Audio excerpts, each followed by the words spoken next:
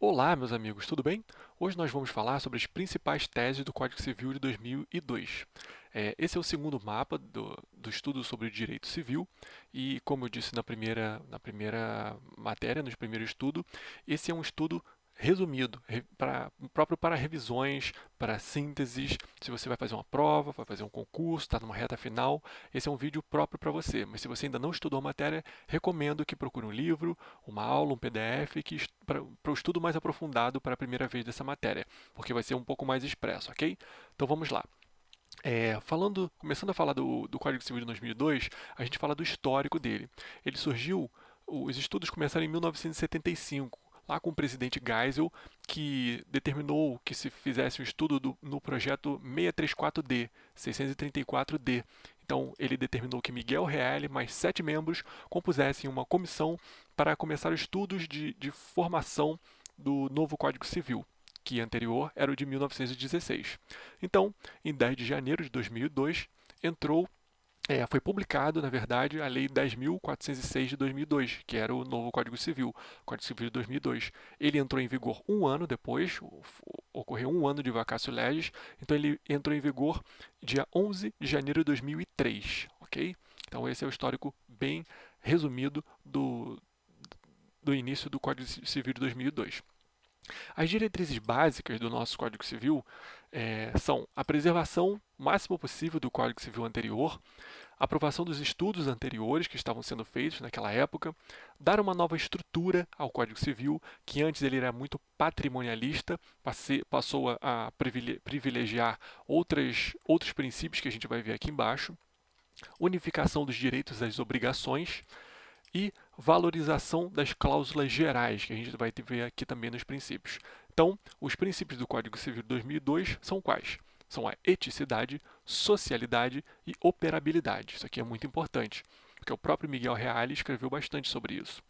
Na eticidade, o que se privilegia é a boa-fé objetiva, ou seja, é aquela boa-fé que não está no plano das ideias, não está no plano subjetivo do agente, está no plano da conduta. É uma boa-fé que é mensurável. As funções dessa boa-fé são a interpretativa, a função de controle e a função de integração. Ela também gera uma obrigação de cooperação processual.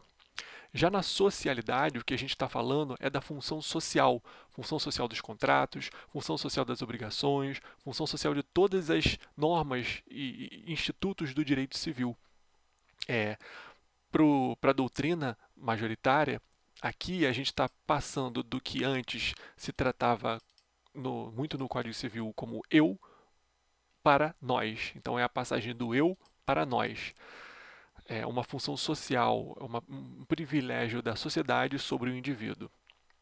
Já na operabilidade, o que a gente está falando é de dar simplicidade, efetividade e concretude às normas e aos institutos de direito civil. Dando efetividade e concretude, um grande exemplo são as cláusulas gerais. Então, as cláusulas gerais, elas são, segundo Miguel Reale, um sistema aberto.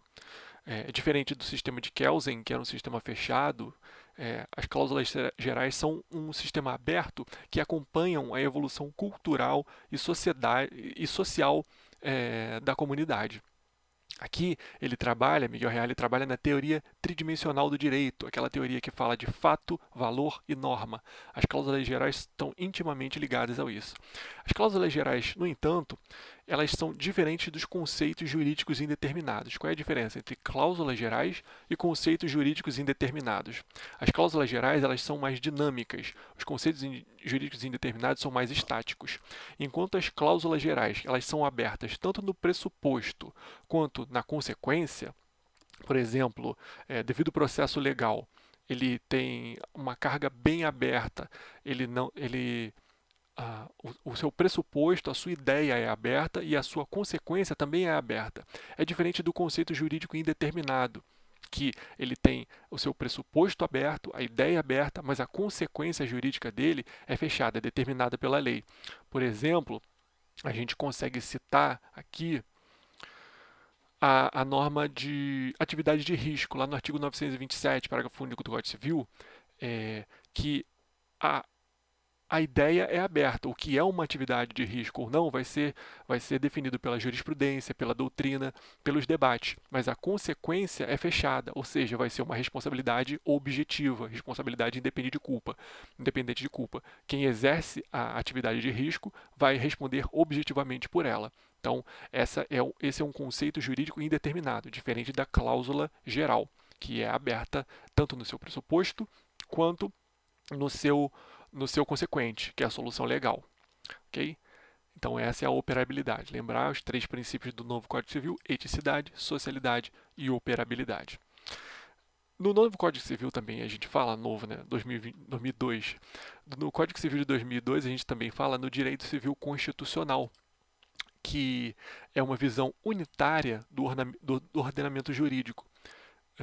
Tem origem na doutrina italiana, com Pietro Perlingieri.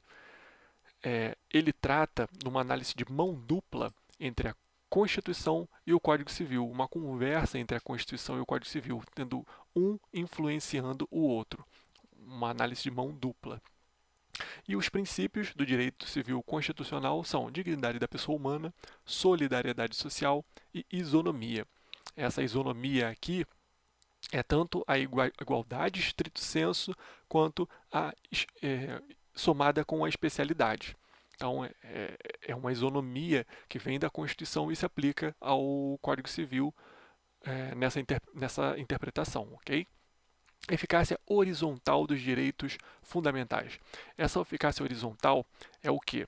Ela é diferente da eficácia vertical. A eficácia vertical é o Estado tendo que respeitar os direitos fundamentais dos cidadãos, dos particulares, dos indivíduos.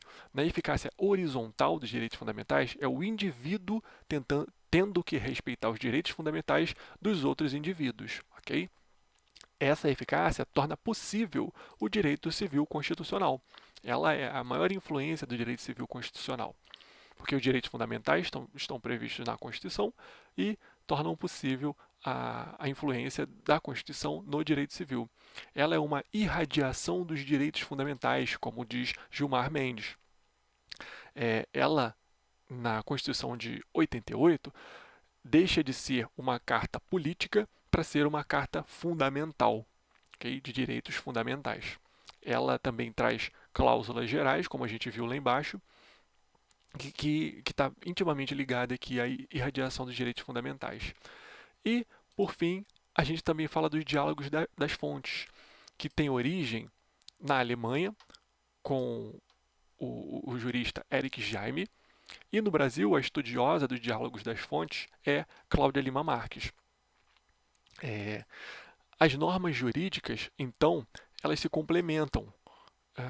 Segundo o diálogo das fontes, as normas jurídicas não necessariamente precisam ser excluídas para que outras passem a valer. Essas fontes, direito do consumidor, o Código Civil, a Constituição, eles vão dialogar para ver qual é a norma que se aplica no caso concreto. Em um caso concreto, pode ser que se aplique uma norma, o Código do Consumidor. Em outro caso concreto, pode ser que o Código Civil até proteja mais o consumidor do que o Código do Consumidor. Então, a norma do Código Civil vai valer nesse caso. Então, esse é o diálogo das fontes. Ele tem 3 espécies: o diálogo sistemático de coerência, diálogo de complementariedade e subsidiariedade e o diálogo de influências recíprocas sistemáticas. O diálogo sistemático de coerência diz que todas as normas devem ser interpretadas no sentido de que elas são um sistema, então tem que ter coerência entre elas. O diálogo de complementariedade e subsidiariedade significa que as normas se complementam uma à outra e se uma norma principal não for aplicável naquele caso concreto, vai se aplicar uma norma subsidiária. Logo, diálogo de complementariedade e subsidiariedade.